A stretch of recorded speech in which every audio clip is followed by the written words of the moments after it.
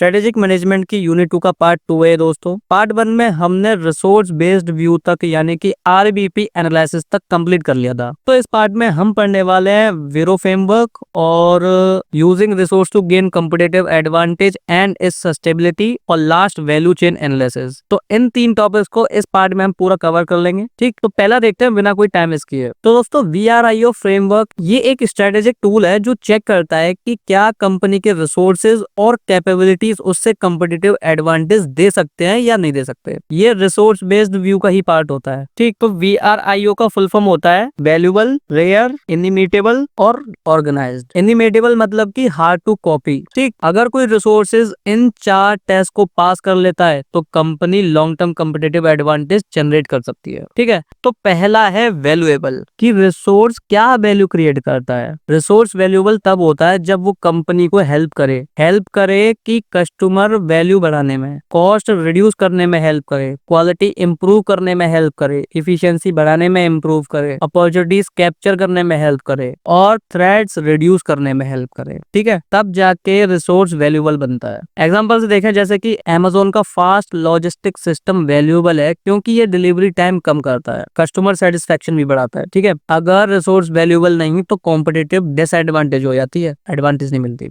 दूसरा है रेयर यानी कि यूनिकनेस। क्या रिसोर्सेज यूनिक हैं? रिसोर्स यूनिक तब होता है जब कंपटीटर्स के पास वो नहीं होता या बहुत कम कंपटीटर्स के पास होता है। एग्जांपल से देखो जैसे कि टेस्ला की advance battery technology EV industry में रेयर है, तो क्या ये वैल्यूएबल है बट रेयर नहीं है, तो इससे क्या है, कॉम्पिटिटिव पैरिटी होती है, कंपनी कॉम्पिटिटर जैसे ही बन जाती है। तीसरा है इनिमिटेबल। क्या रिसोर्स कॉपी करना मुश्किल होता है? अगर कंपटीटर रिसोर्स को इजिली कॉपी या सब्स्टिट्यूट नहीं कर सकते तो वो इनिमिटेबल हो जाता है, यानी कि हार्ड टू इमिटेट बिकॉज उसकी यूनिक हिस्ट्री, उसको मुश्किल होता है कॉपी करना क्योंकि उसकी यूनिक हिस्ट्री, कॉम्प्लेक्स प्रोसेस होता है, स्ट्रॉन्ग ब्रांड बेस होती है, उस पर पेटेंट भी होता है, ट्रेड सीक्रेट्स होते हैं और कंपनी कल्चर होता है उसमें कुछ। ठीक है, एग्जांपल देखें जैसे कि कोको कोला का सीक्रेट फॉर्मूला है, उसको कॉपी करना इम्पॉसिबल है। कोई भी कोको कोला का सीक्रेट फॉर्मूला कॉपी नहीं कर पाया, तो वो क्या है, वैल्यूएबल है, रेयर है बट नॉट इमिटेबल है, तो ये क्या है, टेम्पररी एडवांटेज है। चौथा है ऑर्गेनाइज्ड। क्या कंपनी ऑर्गेनाइज्ड है रिसोर्स का यूज करने के लिए? अगर कंपनी के पास वैल्यूएबल,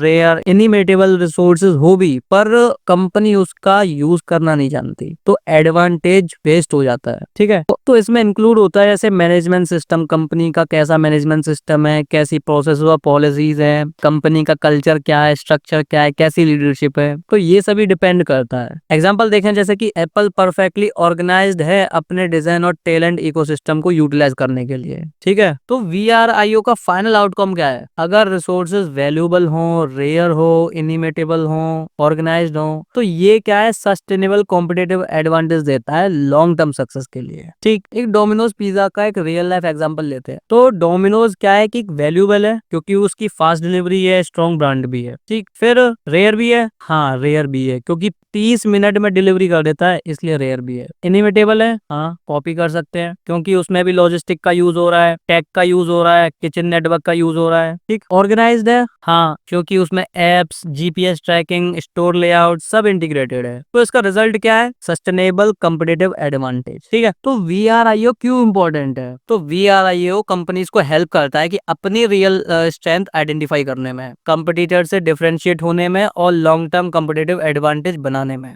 रिसोर्सेज का स्मार्टली यूज करने में भी और कैपेबिलिटीज डेवलप करने में जो कॉपी ना कर सके। ठीक है, आगे बढ़ते हैं। अब देखते हैं using resource to gain competitive advantage and its sustainability. ठीक, तो कंपनीज अपने रिसोर्सेज और कैपेबिलिटीज को कैसे यूज करती हैं ताकि वो मार्केट में कॉम्पिटिटिव एडवांटेज हासिल कर सके एंड इम्पोर्टेंटली और उसको लॉन्ग टर्म तक कैसे सस्टेन करे। तो ये कॉन्सेप्ट आता है रिसोर्स बेस्ड व्यू से, RVP बोलते हैं उसको। ठीक है, तो कंपनी सक्सेसफुल तब होती है जब वो अपने पास के रिसोर्स को कंपटीटर से बेहतर यूज करे। तो कॉम्पिटिटिव एडवांटेज क्या होता है? सिंपल वर्ड्स में जब कोई कंपनी अपने कंपटीटर से बेटर परफॉर्म करे, चाहे वो कम कॉस्ट में सेल करे या यूनिक प्रोडक्ट दे, तो उसके पास कॉम्पिटिटिव एडवांटेज होता है। तो माइकल पोर्टर ने कॉम्पिटिटिव एडवांटेज के मेन टाइप्स बताए थे, जैसे पहला कॉस्ट लीडरशिप, दूसरा डिफरेंशिएशन, तीसरा फोकस स्ट्रेटेजी। ठीक, तो चलो इनको इजी वे में समझते हैं। तो पहला है कॉस्ट लीडरशिप स्ट्रेटेजी, मतलब कंपनी मार्केट में सबसे लोएस्ट कॉस्ट प्रोड्यूसर बन जाती है। क्वालिटी ठीक ठाक होती है लेकिन पर प्राइस बहुत कम होते हैं। ठीक है, तो कैसे एडवांटेज मिलता है? लार्ज स्केल प्रोडक्शन करके, इफिशिएंट ऑपरेशन करके और चीप रॉ मटेरियल यूज करके और टेक्नोलॉजी से कॉस्ट कम कर लेते हैं वो। ठीक है, तो इसका आउटकम आता है कि कंपनी प्रोडक्ट को कंपटीटर से कम प्राइस पे बेच सकती है या सेम में बेच सकती है या ज्यादा प्रॉफिट कमा सकती है। ठीक है, अच्छा एग्जांपल से समझते हैं, जैसे Walmart super efficient supply chain है वो। ठीक है, दूसरा जियो अल्ट्रा चीप डेटा प्लेन्स देता है और फिर तीसरा D mart bulk buying cost से कम होती है उसकी। ठीक, तो कॉस्ट लीडरशिप का सिंपल सा फंडा है कि जितना कम कॉस्ट होगा उतना ज्यादा कस्टमर होगा। ठीक है, दूसरा है डिफरेंशिएशन स्ट्रेटेजी, मतलब कि कंपनी कुछ ऐसा यूनिक या बेटर देती है जो कॉम्पिटिटर्स नहीं दे पाते। कस्टमर वैल्यू फील करता है, इसलिए प्रीमियम प्राइस देने के लिए रेडी हो जाता है वो। तो इससे कैसे एडवांटेज मिलता है? इनोवेशन, प्रीमियम क्वालिटी एडवांटेज होता है, स्ट्रॉन्ग ब्रांड इमेज होती है, एक्सक्लूसिव फीचर होते हैं उसके अंदर, सुपर कस्टमर सर्विस मिल जाती है। ठीक, एग्जांपल से समझे, जैसे कि एप्पल, उसका डिजाइन देखो, उसका कैमरा देखो, उसका इकोसिस्टम देखो। फिर स्टारबक्स का एग्जांपल, कॉफी भी है उसमें और एक्सपीरियंस भी अच्छा है। फिर तीसरा नाइक, मतलब ब्रांड भी एक नंबर और इनोवेशन भी उसमें है। तो यहाँ गेम प्राइस का नहीं है, वैल्यू का होता है। क्वालिटी दिखनी चाहिए, फील होना चाहिए उसके अंदर। फिर तीसरा है फोकस स्ट्रेटेजी, यानी नीश स्ट्रेटेजी। यहाँ कंपनी एक छोटे स्पेसिफिक मार्केट सेगमेंट को टारगेट करती है। इसके दो टाइप्स होते हैं, जैसे कॉस्ट फोकस, दूसरा डिफरेंशिएशन फोकस। ठीक है, तो कॉस्ट फोकस में क्या होता है कि नीश मार्केट को टारगेट करके लो प्राइस प्रोडक्ट देना। ठीक है, एग्जांपल से समझे तो जैसे local shop selling budget products और brand making affordable items for rural areas. ठीक है, दूसरा डिफरेंशिएशन फोकस, नीश सेगमेंट में प्रीमियम या यूनिक प्रोडक्ट देना होता है इसके अंदर। एग्जांपल से समझे तो जैसे रॉयल्स रॉयस सिर्फ अल्ट्रा रिच के लिए है, ये कार हर कोई नहीं खरीद पाता। फिर दूसरा टेस्ला, यानी कि अमीर खरीदारों के लिए प्रीमियम ईवी कार्स। तो फोकस स्ट्रेटेजी का मतलब है सबको मत पकड़ो, बस उनको पकड़ो जो आपके टारगेट कस्टमर्स हैं। ठीक, तो अगर कंपनी के रिसोर्सेज वैल्यूएबल हों, रेयर हों, हार्ड टू कॉपी हों और ऑर्गेनाइजेशन उनका सही यूज करे, तो कंपनी को मिलता है सस्टेनेबल कॉम्पिटिटिव एडवांटेज, मतलब लॉन्ग टर्म तक का स्ट्रॉन्ग पोजीशन मिलता है। अच्छा, एक बात और कहना चाहूंगा आपसे, अगर आपको मेरी वीडियोस पसंद आती हैं, अच्छी लगती हैं, मेरा पढ़ाई आपको समझ में आता है, तो चैनल को सब्सक्राइब करना मत भूलना और वीडियो को लाइक करना मत भूलना। अपने दोस्तों को भी शेयर करना ताकि वो भी फायदा उठा सके इन वीडियो लेक्चर्स का। आपका एक लाइक, कमेंट, शेयर मेरे लिए बहुत बड़ा मोटिवेशन है, बहुत बड़ा सपोर्ट है। तो मैं चाहता हूँ मेरी वीडियोस इसी तरह आपके लिए काम आती रहे, हेल्पफुल रहे। ठीक, तो इसी तरह इस चैनल को प्यार देना, सपोर्ट देना। ठीक है, आगे बढ़ते हैं। तो दोस्तों अब बात करते हैं कंपनीज अपने रिसोर्सेज को कैसे यूज करती है कॉम्पिटिटिव एडवांटेज पाने के लिए और उसको लॉन्ग टर्म तक कैसे सस्टेन करती हैं। ठीक है, तो कंपनी के पास जनरली दो टाइप के रिसोर्सेज होते हैं, पहले भी बता चुका हूँ, टेंजिबल और इंटेंजिबल। टेंजिबल वो होते हैं जो फिजिकल होते हैं, मेजरेबल होती हैं, जैसे factories, machine, money, technology, raw material, land. तो ये कॉम्पिटिटिव एडवांटेज कैसे बनाती है? जैसे एफिशिएंट प्रोडक्शन से कॉस्ट कम हो जाती है, बेटर मशीनरी से क्वालिटी इंप्रूव हो जाती है, स्ट्रॉन्ग फाइनेंस से कंपनी इजिली एक्सपेंड हो जाती है। ठीक है, फिर दूसरा है इंटेंजिबल रिसोर्सेज। इसके अंदर नॉन फिजिकल रिसोर्सेज होती है, जैसे कि brand reputation, patent, company culture, skilled employees, innovation, capabilities और लीडरशिप। तो ये एडवांटेज कैसे देते हैं? जैसे strong brand, loyal customers, patent competitor को इजिली कॉपी नहीं कर सकते और एम्प्लॉय स्किल यानी बेटर प्रोडक्ट्स एंड सर्विसेज। ठीक, तो यही दो टाइप की रिसोर्सेज होती हैं जो कंपनीज अपना इफेक्टिवली यूज करती हैं कॉम्पिटिटिव एडवांटेज बनाए रखने के लिए। दूसरा है टर्निंग रिसोर्सेज इनटू कैपेबिलिटीज। सिर्फ रिसोर्सेज होने से काम नहीं बनता, कंपनी को उन रिसोर्सेज से मिलकर कैपेबिलिटीज बनानी पड़ती हैं। कैपेबिलिटी यानी कि कंपनी क्या क्या कर सकती है उन रिसोर्सेज का। एग्जांपल है जैसे कुछ अमेज़न के सुपर फास्ट डिलीवरी सिस्टम है अमेज़न का, दूसरा Toyota world class manufacturing system है, उसका स्मार्ट रिकमेंडेशन एल्गोरिथम, और मैकडोनल्ड्स यानी कि लाइटनिंग फास्ट और कंसिस्टेंट सर्विसेज। रिसोर्स से एक्शन बनेंगे तभी रियल एडवांटेज मिलेगा उससे। फिर है कॉम्पिटिटिव एडवांटेज थ्रू रिसोर्सेज। जब रिसोर्सेज कंपनी को हेल्प करते हैं तो चीपर प्रोडक्शन हो जाता है, हाई क्वालिटी होती है, फास्ट डिलीवरी मिलती है, बेटर कस्टमर सर्विस होता है, क्विक इनोवेशंस और स्ट्रॉन्ग ब्रांड लॉयल्टी। तो कंपनी कंपटीटर से बेटर परफॉर्म करती है, इसको ही कॉम्पिटिटिव एडवांटेज बोलते हैं। ठीक, फिर है when is competitive advantage sustainable,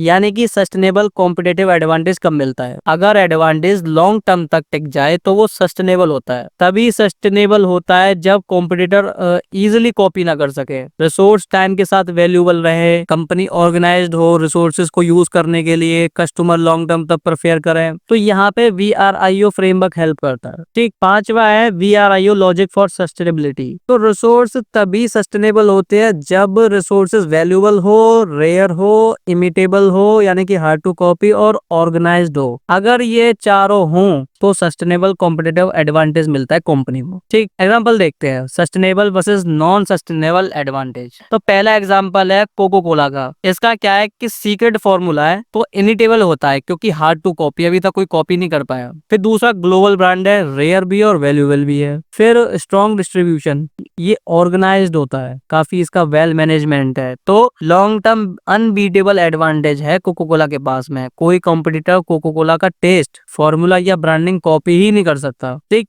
दूसरा एग्जांपल है अमेज़न का कि इसका ह्यूज लॉजिस्टिक नेटवर्क है और टेक्नोलॉजी प्लस ऑटोमेशन और कस्टमर डेटा इनसाइट, ये सभी इससे इंटीग्रेटेड है। इतना लार्ज, इतना कॉम्प्लेक्स सिस्टम कंपटीटर्स इजिली नहीं कॉपी कर सकते, इसलिए अमेज़न का एडवांटेज लॉन्ग टर्म तक सस्टेन होता है। ठीक, फिर है how companies sustain competitive advantage. Companies अपने एडवांटेज लॉन्ग टर्म तक बनाए रखने के लिए ये स्टेप फॉलो करती हैं, जैसे कंटिन्यूअस इनोवेशंस। अमेज़न बार बार सिस्टम अपडेट करता रहता है। फिर दूसरा हाई क्वालिटी कंट्रोल, एप्पल हर प्रोडक्ट में प्रीमियम क्वालिटी मेंटेन करके रखता है। तीसरा है प्रोटेक्टिंग रिसोर्सेज, कोको कोला अपनी फॉर्मूला को एक्सट्रीम सीक्रेसी में रखते हैं, अभी तक कोई कॉपी नहीं कर पाया ना जान पाया। फिर चौथा है better processes, Toyota continuous improvement model follow करती है, इसलिए वो आज लीन मैन्युफैक्चरिंग में है। लास्ट है स्ट्रॉन्ग कस्टमर लॉयल्टी, जैसे कि नाइक की ब्रांडिंग प्लस एथलीट एंडोर्समेंट से इमोशनल बॉन्ड भी बनता है उससे। ठीक, तो दोस्तों सिंपल शब्दों में कंपनी का एडवांटेज उसके यूनिक रिसोर्सेज से आता है और long term advantage VRIO framework follow करके बनाया जा सकता है। ठीक, आगे बढ़ते हैं। अब बात करते हैं वैल्यू चेन एनालिसिस की, यानी कि VCA। ये यूनिट 2 का लास्ट टॉपिक है। तो वैल्यू चेन एनालिसिस दोस्तों माइकल पोर्टर ने डेवलप किया था। ये टूल कंपनी को बताता है कि बिजनेस के कौन से स्टेप्स वैल्यू क्रिएट करते हैं और कौन से स्टेप से कॉस्ट कम हो सकती है या क्वालिटी इंप्रूव हो सकती है। ठीक, तो सबसे पहले देखते हैं कि वैल्यू चेन क्या होता है। सिंपल सी लैंग्वेज में वैल्यू चेन का मतलब है कंपनी रॉ मटेरियल लेने से लेकर प्रोडक्ट को कस्टमर तक पहुंचाने तक का जो भी एक्टिविटीज करती है उन सब का चेन, उसको कहते हैं वैल्यू चेन। ठीक, तो वैल्यू चेन एनालिसिस हेल्प करता है किस एक्टिविटी से वैल्यू एडेड हो रही है, कि किस एरिया में कॉस्ट कम कर सकते हैं, कि कंपटीटर से बेटर कैसे परफॉर्म कर सकते हैं और कौन सी एक्टिविटीज आपको कॉम्पिटिटिव एडवांटेज दे सकती है। ठीक, फिर दूसरा है कि types of activities in value chain. Porter ने वैल्यू चेन को दो पार्ट में डिवाइड किया है, पहला प्राइमरी एक्टिविटी में, दूसरा सपोर्टिव एक्टिविटी में। प्राइमरी एक्टिविटीज यानी कि डायरेक्टली प्रोडक्ट या सर्विसेज में वैल्यू ऐड करती है, और सपोर्टिव एक्टिविटीज यानी कि प्राइमरी एक्टिविटीज को इफिशिएंट बनाती है। ठीक, तो एक एक करके डिटेल में समझते हैं इनको। तो प्राइमरी एक्टिविटीज यानी कि ये वो एक्टिविटीज हैं जो डायरेक्टली प्रोडक्ट की वैल्यू बनाती हैं, जैसे कि inbound logistic, raw material receive करना, स्टोर करना, हैंडल करना।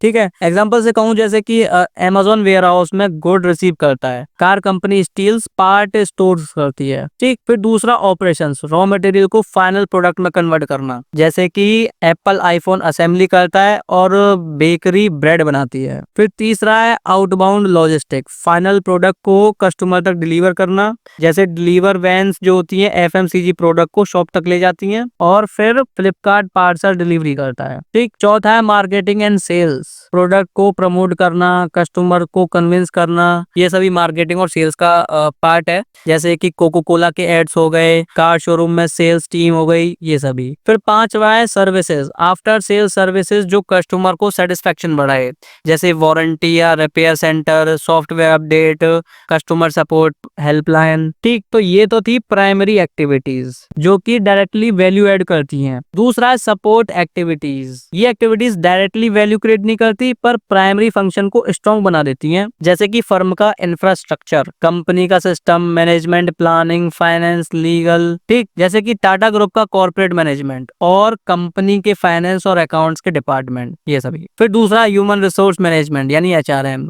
Hiring, training, performance, motivations. ठीक, फिर तीसरा है टेक्नोलॉजी डेवलपमेंट, जैसे research and development, automation, IT system, software improvements, ये सभी।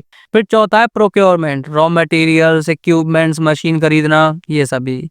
तो ये वैल्यू चेन फ्लो का एक डायग्राम है छोटा सा। जैसे प्राइमरी एक्टिविटीज में जैसे इनबाउंड लॉजिस्टिक, मतलब रॉ मटेरियल आया, फिर दूसरा ऑपरेशंस, उसको हमने ऑपरेट किया, उसको यूजफुल किया, रॉ मटेरियल को फिनिश गुड में कन्वर्ट किया। फिर तीसरा आउटबाउंड लॉजिस्टिक, फिर उस फिनिश गुड को हमने बाहर सप्लाई किया, फिर उसकी मार्केटिंग की, सेल्स की, और फिर आफ्टर सेल्स सर्विस भी दी। ठीक, फिर दूसरा सपोर्ट एक्टिविटीज, इसके अंदर क्या आती है कि इंफ्रास्ट्रक्चर हुआ, HRM हुआ, टेक्नोलॉजी और प्रोक्योरमेंट, ये सभी होती हैं वैल्यू चेन एनालिसिस। एग्जाम्पल देखते हैं वैल्यू चेन एनालिसिस का मैकडोनल्ड से। तो इसमें प्राइमरी एक्टिविटीज क्या है? इनबाउंड लॉजिस्टिक, यानी कि बंस, मीट, वेजीज, सॉसेज परचेज करते हैं इसके अंदर। ऑपरेशंस में क्या होता है कि फूड, कुकिंग और पैकेजिंग, ये ऑपरेशन होता है। फिर आउटबाउंड लॉजिस्टिक यानी कि home delivery and drive through. फिर है मार्केटिंग एंड सेल्स, अब मार्केटिंग करना, जैसे एड, ऑफर, ऐप प्रमोशंस। फिर लास्ट है सर्विसेज, यानी कि clean environment, fast services, feedback system, ये सभी होती है प्राइमरी एक्टिविटीज। फिर है सपोर्ट एक्टिविटीज, जैसे कि HRM, यानी कि स्टाफ को ट्रेनिंग देना क्विक सर्विसेज के लिए, टेक्नोलॉजी, ऑटोमेट ऑर्डरिंग सिस्टम करना।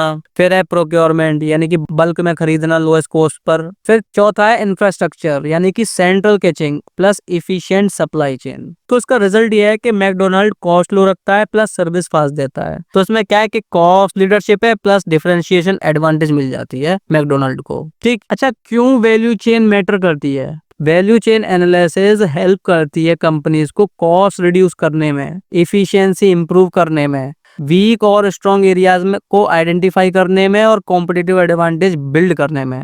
फिर लास्ट है बेटर स्ट्रेटेजिक डिसीजन लेने में। इसीलिए वैल्यू चेन मैटर करती है कंपनीज के लिए। ठीक, तो दोस्तों स्ट्रेटेजिक मैनेजमेंट की यूनिट 2 भी कंप्लीट हो चुकी है। ठीक है, मिलते हैं नेक्स्ट वीडियो लेक्चर में। जब तक के लिए गुड बाय एंड टाटा। वीडियो अगर पसंद आई है तो वीडियो को लाइक करना मत भूलना, चैनल को सब्सक्राइब करना मत भूलना। जब तक के लिए गुड बाय एंड टाटा।